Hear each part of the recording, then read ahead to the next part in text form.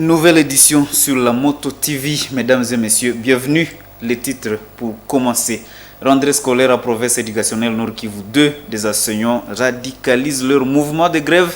Ils se disent déterminés à cesser les cours jusqu'à être rétablis dans leurs droits. Pendant ce temps, à Lubero, les élèves et déplacés de guerre partagent les mêmes salles de classe. La société civile plaide pour l'hébergement des déplacés dans des camps spécifiques. Mort de plus de 100 personnes lors d'une tentative d'évasion à la prison de Makala à Kinshasa. La conférence épiscopale nationale du Congo, CENCO, condamne, je cite, la banalisation de la vie humaine en République démocratique du Congo. Les évêques appellent à une justice ferme et équitable pour les victimes. Tout pour le sommaire. Et voici l'intégralité de votre journal. Troisième jour depuis la rentrée scolaire en province éducationnelle Nord Kivu 2. Tout peine à décoller dans le secteur public. Ce mercredi 4 septembre, les syndicalistes se sont réunis pour radicaliser leur mouvement de grève. Ces enseignants se disent déterminés à cesser les cours jusqu'à être rétablis dans leurs droits. Reportage Mwanampenzi Manzekele. Dans cette salle de réunion du syndicat des enseignants du Congo, SIECO, plus d'une centaine d'enseignants se sont assemblés pour l'évaluation des 3 premiers jours de la rentrée scolaire 2024-2025. Une activité qui s'est déroulée l'après-midi de ce mercredi 4 septembre avec une participation des professionnels de la CRE de Butembo et certains venus de Béni Territoire. Ils ont longuement échangé sur leurs primes perçues du gouvernement congolais. Selon les enseignants, cette rémunération ne leur permet pas de répondre à leurs besoins vitaux. D'où l'obligation de ces enseignants à cabrousser leur position, réclamer l'augmentation de l'heure due. Depuis vendredi passé, et nous nous sommes fixés le rendez-vous d'aujourd'hui pour l'évaluation. Et après l'évaluation, de commun accord, tous les enseignants qui sont très nombreux comme vous les constatez, et il vient de dire unanimement que la grève continue. Est-ce que réellement la grève continue? Oui! Vous êtes avec moi, vous voyez que c'est vrai, ils sont très nombreux et ils viennent de dire que la grève continue parce qu'ils n'ont pas encore eu gain de cause. Nous réclamons d'abord que nous soyons payés. Alors, nous sommes payés sur quoi et on veut nous augmenter combien? L'autre réclamation des enseignants est de connaître leur listing et montant payé.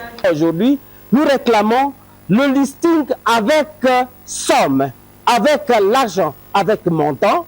Et puis là, on peut analyser ce listing pour savoir combien nous sommes payés et si on a augmenté combien.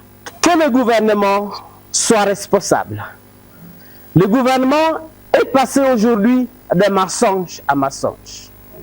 Et aujourd'hui, nous voulons que le gouvernement puisse ne plus nous tremper dans les mensonges, dans les promesses. Si réellement ils ont signé des accords, qu'ils soient conséquents. Aujourd'hui, ils ont signé des accords de Bibois et nous sommes en train de suivre ce qui se passe dans les accords de Bibois, qu'ils respectent ce qu'ils ont signé. La rentrée scolaire ne revêt pas le visage attendu par le gouvernement congolais. Pendant que les autorités scolaires, l'effectivité de l'ouverture de l'année 2024-2025.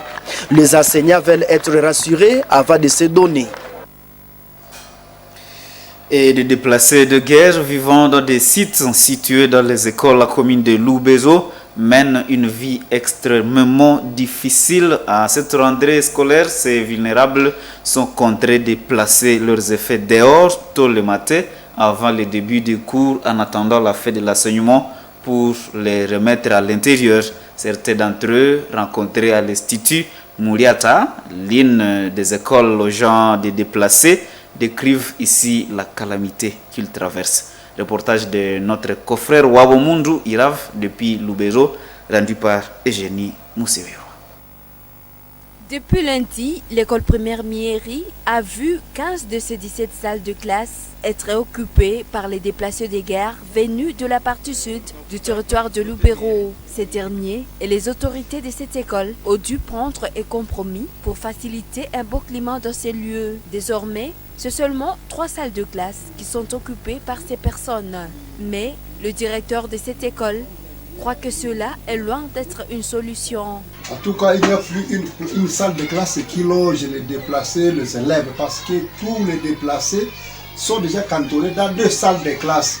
Et puis nous avons, avant que les élèves n'entrent dans les salles de classe, nous avons plaidé pour qu'on nous aide avec des désinfectants. Nous avons désinfecté les latrines et les salles de classe pour essayer de protéger les enfants.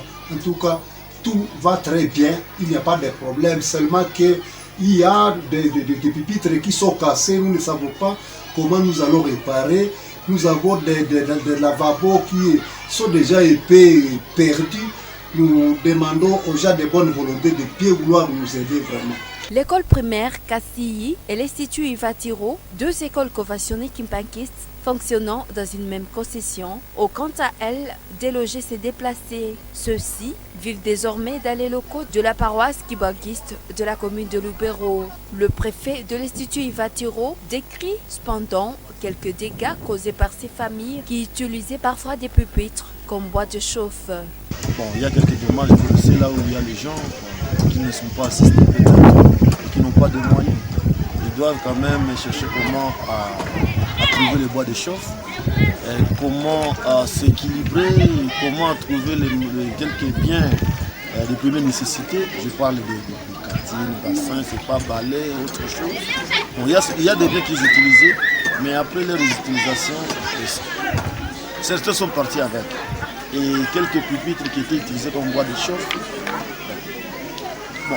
Depuis la prise de quelques entités du territoire de Lubero par des rebelles du M23, la commune de Lubero a en elle seule enregistré plus de 5000 ménages de déplacés. Vahalou Iré Jackson, président de la société civile, noyau de la commune de Lubero, plaide auprès des autorités territoriales pour que ces déplacés soient hébergés dans des sites aux bonnes normes. Nous avons été auprès de l'administrateur des territoires, même auprès du bourgmestre, et nous avons alerté les humanitaires. Ils ont promis une réponse idoine d'ici quelques jours. Malheureusement, la réponse traîne, mais en attendant, l'administrateur du territoire a demandé à ces quelques déplacés d'aller occuper quelques locaux qui sont déjà disponibles au territoire. Et nous avons aussi demandé à la population qui est toujours hospitalière, nous savons que la population de la commune de Lubero est hospitalière, d'accueillir ces quelques déplacés qui sont en train de sillonner avec leurs effets, cherchant où les abriter. Nous demandons à la population d'accueillir ces déplacés, de vivre avec eux dans les ménages. C'est depuis le 2 septembre que la République démocratique du Congo, dans le secteur de l'éducation, a lancé officiellement la rentrée scolaire. Tentative d'évasion survenue dans la nuit du 1er au 2 septembre à la prison de Makala, la conférence épiscopale nationale du Congo, CENCO, a fermement condamné les récents événements survenus où plus d'une centaine de personnes ont trouvé la mort, dont certaines par balle. Dans une déclaration rendue publique ce mercredi, les évêques congolais ont dénoncé, je cite, la banalisation de la vie humaine en République démocratique du Congo et ont appelé à une justice ferme et équitable pour les victimes. Joël Tali, détail. Les membres de la conférence épiscopale nationale du Congo, CENCO, ont exprimé leur profonde indignation face à ce qu'ils qualifient de massacre à la prison de Makala, tout en évoquant d'autres tragédies récentes comme le tuerie de Goma et Kilwa, ainsi que le naufrage sur la rivière Lukeni. Ils ont dénoncé la négligence des services de l'État et ont exhorté les autorités à mener des enquêtes sérieuses pour établir les responsabilités. Nous, cardinaux, archevêques et évêques membres de la CENCO, ne nous tairons jamais tant que le peuple congolais ne jouira pas pleinement du droit à la vie et du respect de sa dignité, ont-ils affirmé dans leur déclaration. Ils ont également insisté sur le caractère sacré de la vie humaine, rappelant que tout homme, y compris les prisonniers, créé à l'image de Dieu, doit être promis et respecté. Les évêques ont appelé le gouvernement à honorer ses engagements, notamment en ce qui concerne la construction de nouvelles prisons pour éviter des incarcérations clandestines. Ils appellent à désengorger les établissements pénitentiaires existants. La CENCO a également exhorté les autorités judiciaires à engager des poursuites contre les auteurs des violations des droits humains et de les traduire devant les tribunaux compétents. Face à cette situation critique, la CENCO a invité tous les fidèles catholiques et les personnes de bonne volonté à promouvoir la culture de la non-violence, le respect de la vie humaine et à travailler pour l'unité et la cohésion sociale en vue de la restauration d'une paix durable à la République démocratique du Congo. Et le diocèse de Butembo-Beni a désormais un nouveau programme pour la catéchèse des enfants pour les sacrements d'initiation chrétienne. Le secrétaire permanent au centre diocésain de pastoral et liturgie CDPCL Butembo-Beni explique que ce programme va s'étendre sur 3 ans. La première année pour les appelés, dit les Waitwao, la deuxième pour les disciples ou les Wafuasi, et la dernière année pour les élus, soit les Wateoulé. D'après Jean-Paul Mouroussou, ces programmes de 3 ans s'appliquent uniquement à diocèse de Butembo-Beni, alors que d'autres diocèses de l'archidiocèse de Bukavu le font sur une durée de 4 ans. Suivez Jean-Paul Mouroussou dans ses propos recueillis par Gérard Mouref. Tous les catéchuménats, le cheminement qui doit s'étendre sur une durée de 3 ans sera échelonné à 3 phases. Donc, nous commençons la première année, qui est la première étape, donc le pré-catéchuménat, qu'on appelle l'étape de Waitwao, les appelés, qui doivent rester dans la chapelle du village, dans leur catéchisme, dans leur Nyumba ya Sala. Et c'est le catéchiste titulaire de là, avec son adjoint, qui doit s'en occuper. Et là, nous commençons la deuxième étape au diocèse. La deuxième année, donc, c'est l'étape qu'on appelle l'étape des Wafuasi. Wafuasi sont les disciples. Sont les disciples. En première année, nous avons 55 causeries qu'on doit donner à ces Waitwao. La deuxième année, c'est maintenant le Wafuasi. En première année, comme je viens de le dire, ce sont les 2 séances-là qui doivent se passer le soir, à la lumière de ce qui se fait avec les autres enfants qui viennent pour les rencontres le soir. Donc après cours, qu'on soit à l'école, qu'on ne soit pas à l'école, tous ensemble. Vient ensuite la dernière année du cheminement catéchuménal. Et tout ça, ça doit se passer au secteur par soit le prêtre, soit par une religieuse, soit par l'animateur, soit par quelqu'un d'autre, diacre, séminariste à stage, pour accompagner ces gens. C'est la dernière année, la 3e année qu'on appelle l'année de Wateoulé. L'année de Wateoulé, donc les élus. Nous sommes maintenant élus. Nous venons de recevoir le baptême, nous sommes déjà des chrétiens, nous sommes élus, et donc nous nous préparons à la responsabilité. C'est la dernière année où on prépare les jeunes à recevoir la confirmation. Et là, nous suivons 94 causeries catéchétiques et nous prenons le manuel que nous avons comme un héritage de nos missionnaires, Kapamo Janassi. Et dans un autre chapitre, un incendie a fait 3 morts et plusieurs dégâts matériels au camp militaire de Katindo à Goma. Une mère et ses 2 enfants et une dizaine de maisons ont été réduites en centre. Après une descente sur le lieu mardi dernier, le commandant de la 34e région militaire interdit aux personnes civiles d'habiter dans des cas des militaires et met à garde les militaires bailleurs. Les détails avec Isabelle Wangahemuka. Le camp militaire Katindo a pris feu la nuit du 30 au 31 août, rapporte hapamedia.net. une mère et ses enfants ont péri dans ces drames. Et plusieurs maisons sont parties en fumée, causant ainsi beaucoup de pertes aux militaires et à la population civile qui y habitait. D'après ces sites, les mauvaises installations électriques seraient à la base de cet incendie. De suite de ces drames, le commandant de la 34e région militaire, qui a fait une descente sur les lieux, interdit aux militaires de loger des personnes civiles dans ces camps. Aucun militaire ne devrait louer une maison dans un camp militaire, encore moins auprès de son collègue. Celui qui veut faire payer les loyers à l'autre devrait aller construire en dehors du camp. Le camp est exclusivement fait pour loger les militaires. La place de nos militaires est loin d'ici. Accordons-nous là-dessus. La coordination de l'association des enfants militaires à Goma, citée par la fortune RDC.net, déplore cet événement malheureux et plaide pour une assistance urgente des victimes de la part du gouvernement. Et en sport sans transition, mesdames et messieurs, le comité de l'association des journalistes sportifs du Congo antenne de Butembo a rencontré les membres de l'antenne urbaine de Butembo ce mercredi 4 septembre.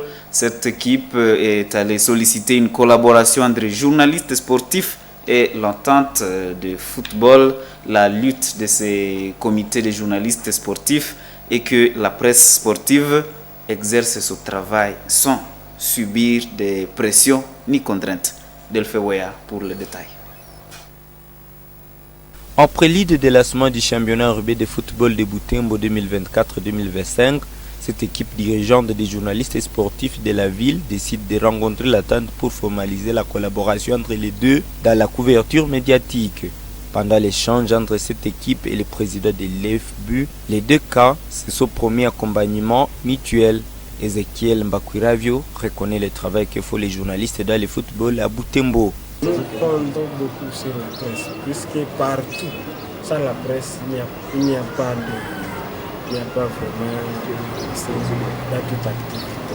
toute activité qui puisse être là pour nous aider.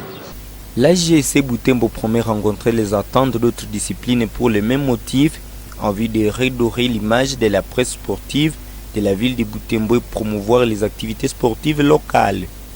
Nous allons voir d'autres attentes parce que le journaliste sportif n'est pas le journaliste footballeur. C'est un journaliste qui couvre toutes les activités. Donc nous aurons le temps d'aller voir l'attente du basket, d'aller voir la boxe, d'aller voir le karaté, d'aller voir en fait tout le monde pour que en fait, nous puissions vendre l'image sportive positive de la ville de Butembo. Les deux camps, à collaboration ces jours, ont résolu de doter les journalistes sportifs de Butembo des pièces pouvant leur faciliter la couverture libre des activités sportives. Et les léopards de la République démocratique du Congo ont débuté depuis lundi 2 août leur préparation. Alors lundi 2 septembre, leur préparation à Kinshasa pour les 2 premières journées des éliminatoires de la Coupe d'Afrique des Nations CAN Maroc 2025. Ils recevront les Sili nationales de la Guinée vendredi 6 septembre au stade des Martyrs. Et puis à Dar es Salaam, en Tanzanie, ils seront accueillis le lundi 9 septembre par les Walias de l'Éthiopie. C'est une étape importante dans cette campagne de qualification pour ces Bastiers des Arbres et ces hommes. De cette manière, le technicien français s'engage à être le plus rigoureux avec toute son équipe pour bien démarrer cette campagne par une victoire. Ces propos dans cette interview réalisée par la cellule de communication de la FECOFA. Suivez. C'est vrai que c'est une nouvelle compétition qui va se jouer en tout cas en 2 parties, les qualifications qui vont se faire en 3 mois en fait. Donc nous on aborde comme une compétition, toutes les équipes sont sur la même pied d'égalité et qu'il faut bien aborder ce premier match pour être bien lancé dans la qualification. On va avoir des adversaires qui sont difficiles devant nous. Comme d'habitude, on va être le plus sérieux possible pour essayer de démarrer cette campagne de qualification par une victoire. On a fait du travail depuis 2 ans, donc on a progressé. Après, non, je ne pense pas qu'on soit favori. En tout cas, nous, ce qui va nous intéresser, c'est déjà sur cette partie qualification-là, de faire mieux que ce qu'on avait fait la dernière fois. Vous rappelez-vous que quand j'étais arrivé, on avait dans cette campagne de qualification, on était dernier. Et ce qu'on souhaite, c'est en tout cas mieux démarrer cette campagne-là que la RDC l'avait démarré pour la dernière CAN en Côte d'Ivoire. Voilà, donc, mais c'est un long chemin avec des étapes. Il y a une première étape, c'est la qualification. Il n'y a que 2 qualifiés sur 4 équipes, tout le monde le sait, donc à nous d'être le plus performant possible sur ces 6 matchs, et notamment sur les 2 matchs de ce mois-ci. Et voilà, mesdames et messieurs, ce qui m'est pratiquement fait à cette édition du journal sur Moto TV. Merci de rester fidèles à nous. Au revoir.